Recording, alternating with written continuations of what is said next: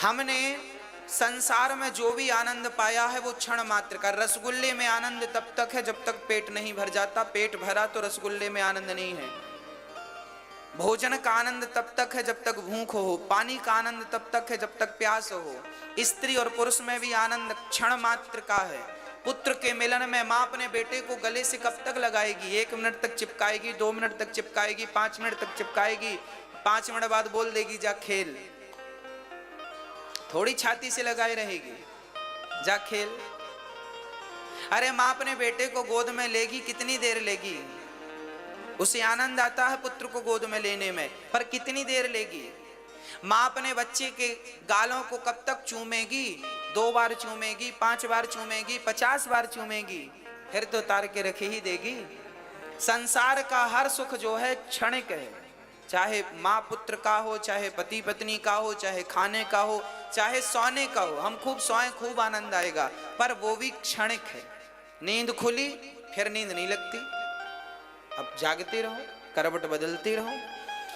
ये जो आनंद है क्षणिक आनंद है।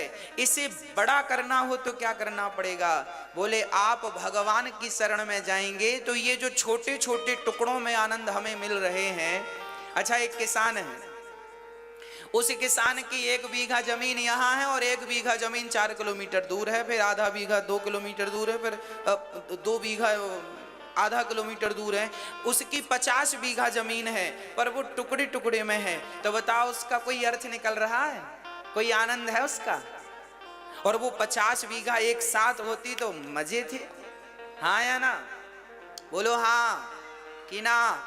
अरे टुकड़े टुकड़े में जो आनंद, हम जो घर गृहस्थी में आनंद भोगते हैं सांसारिक, ये टुकड़ों वाला है। और भगवान की भक्ति करने में एक जाई आनंद है, वो भगवान आनंद स्वरूप है। एक साथ 50 बीघा है।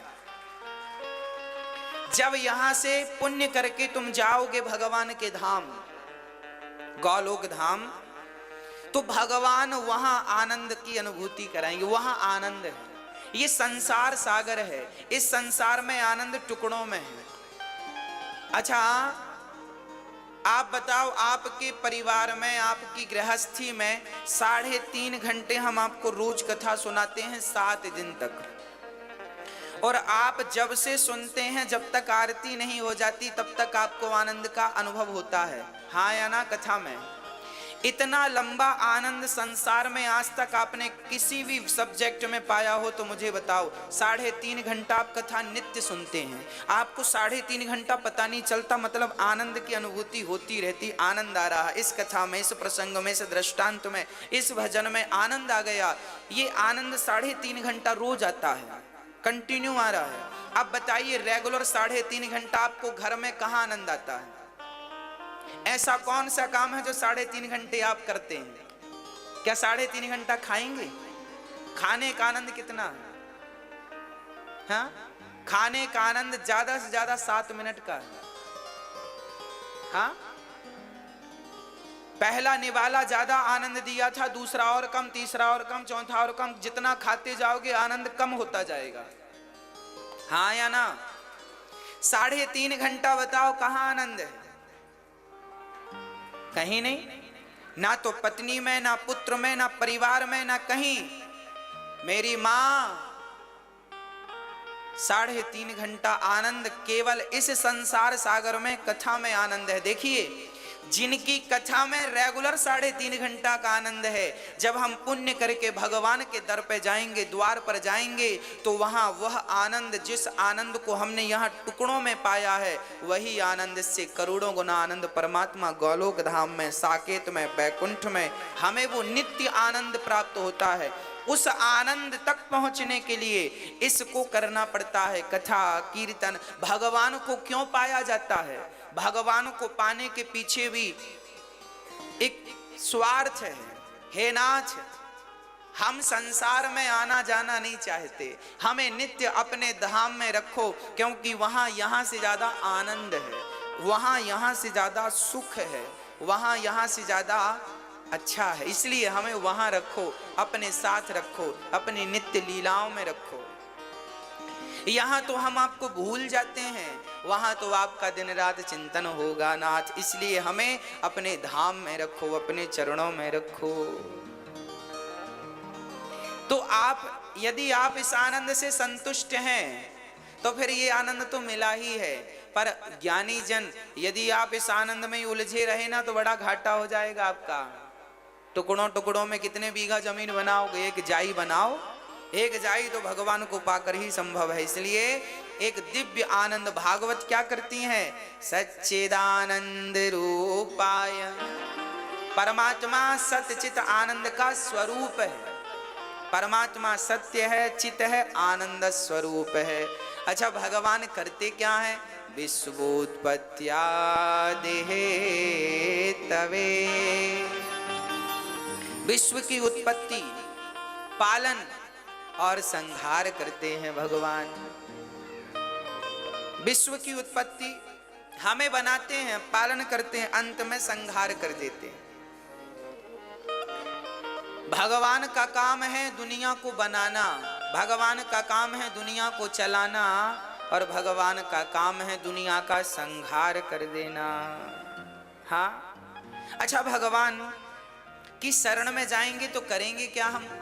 बोले भगवान सारे दुखों से मुक्त कर देते हैं। तापत्रय विनाशाय। 3 प्रकार के दुख होते हैं। कौन कौन से? दैहिक, दैविक, भौतिक तापा। राम राज्य काहू नहीं व्यापा। 3 प्रकार के दुख होते हैं। कोई तन दुखी, कोई मन दुखी, कोई धन बिन रहते उदास। थोड़े थोड़े सब दुखी, सुखी राम के दास। कोई तन से दुखी है, कोई मन से दुखी है, कोई धन से दुखी है। अच्छा, दुखिया संसार है, क्यों?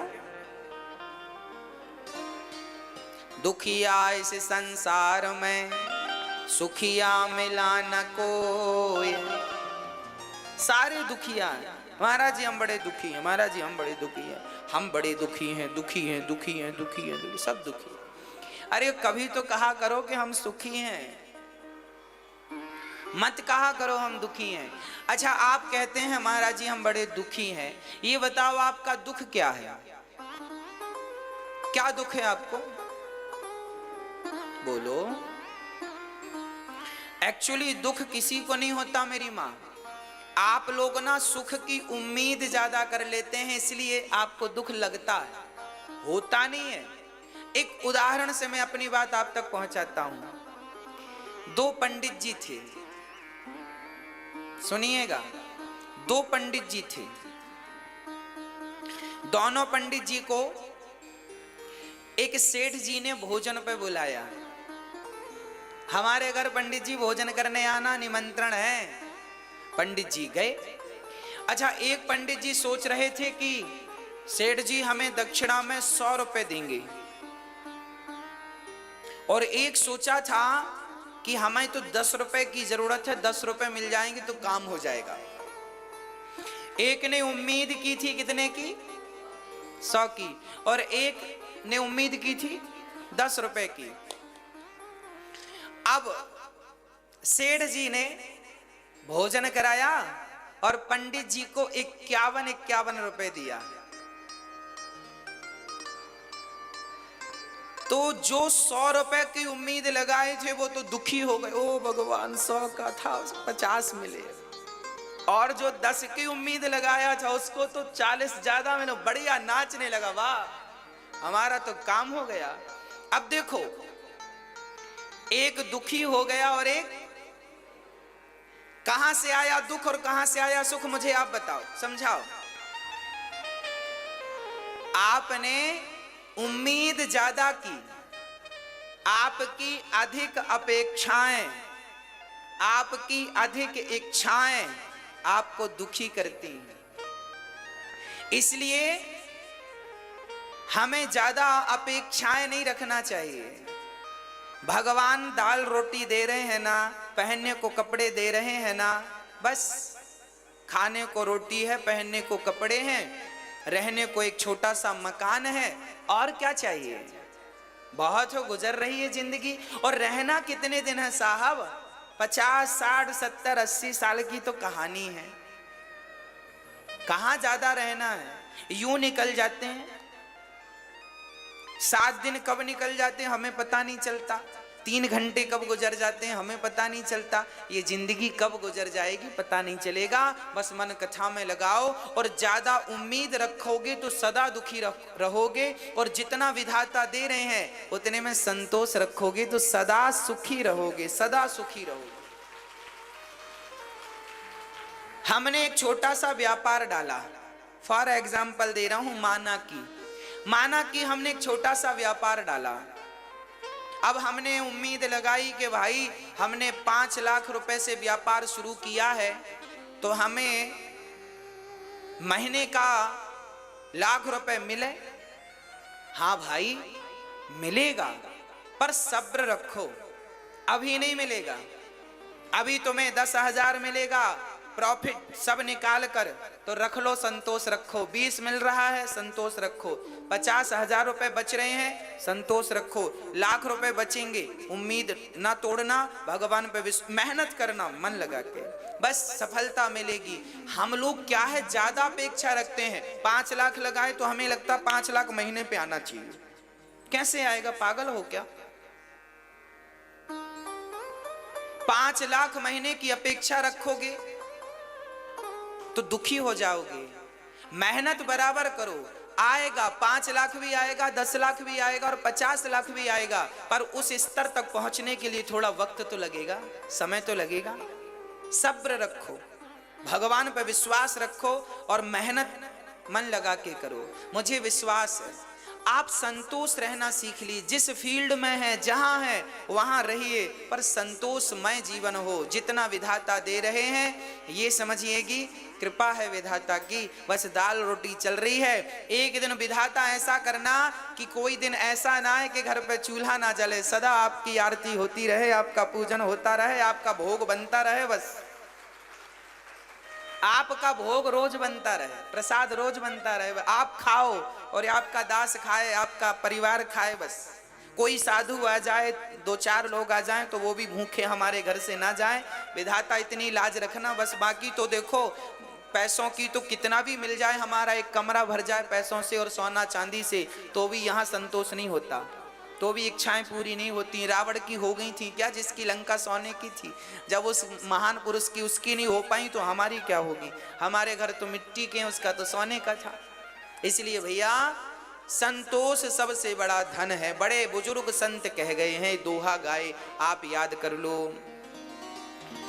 गौ धन, गज धन, बाज धन और रतन धन खान, जब आवे संतोष धन सब धन धूरी समान।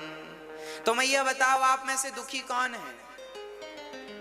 हाँ, आपकी बहू बहुत अच्छी है, पर आपको अपेक्षा है कि मेरी बहू बिल्कुल सीता हो। अरे बहू सीता हो जाएगी, पहले तुम तो कौशल्या बनो। खुद को कौशल्या नहीं बनना और बहू सीता हो जाए, कैसे हो जाएगी मेरी मां? इतनी अपेक्षाएं ना रखा करो। आपकी इतनी अपेक्षाएं, इतनी उम्मीदें, ये आपको दुखी बनाती। अरे आपकी बहू जैसी है बढ़िया, औरों की बहुओं से आपकी बहू बढ़िया है। आपकी सास औरों की सास से बढ़िया है, बढ़िया। उसके अवगुण मत देखो, उसके दोष मत देखो, उसके गुण देखो। क्या अच्छाई है वो देख के अपना जीवन यापन करो। देखो दोष तो फिर सब में ही है। इस दुनिया में एक आदमी बताओ जिसमें दोष ना हो, बता दो कौन है ऐसा जिसमें दोष ना हो? सब में है, गुण दोष सब में है, अच्छाई बुराई सब में है। आपको क्या देखना है वो आप देख लीजिए। अच्छाई देखिए, आपकी सास बहुत अच्छी है, आपकी बहू बहुत अच्छी है, आपका पति बहुत अच्छा है, सब बहुत अच्छा, आपकी इनकम कमाई सब अच्छा है, आप बहुत अच्छे हैं। आप पॉजिटिव रहिए ना, आपके पास सब कुछ बढ़िया है, आपके घर में किसी चीज की कमी नहीं है, सब है, फिर भी आपको रोना तो है। महाराज जी ये नहीं है, जो है उसमें संतोष नहीं है, जो नहीं है उसके लिए आंसू हैं बस।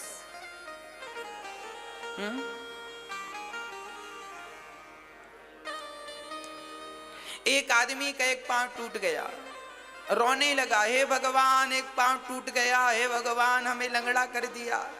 मैंने बुलाया यहाँ आओ। मैंने कहा जब दोनों पांव थे तब तुमने भगवान का धन्यवाद दिया? हे भगवान बहुत धन्यवाद, आपने पांव दिए, हम दौड़ते हैं, और अब टूट गया तो शिकायत करने आ गए?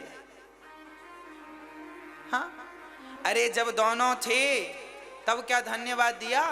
नहीं दिया। जब परमात्मा ने सब दिया था तब तो धन्यवाद नहीं दिया, अब कुछ कमी रह गई तो तुम शिकायत करने चले गए। इसलिए जो है वो बहुत ठीक है। यदि एक पांव नहीं है तो भी विधाता का धन्यवाद दो कि कम से कम एक तो है, एक तो है।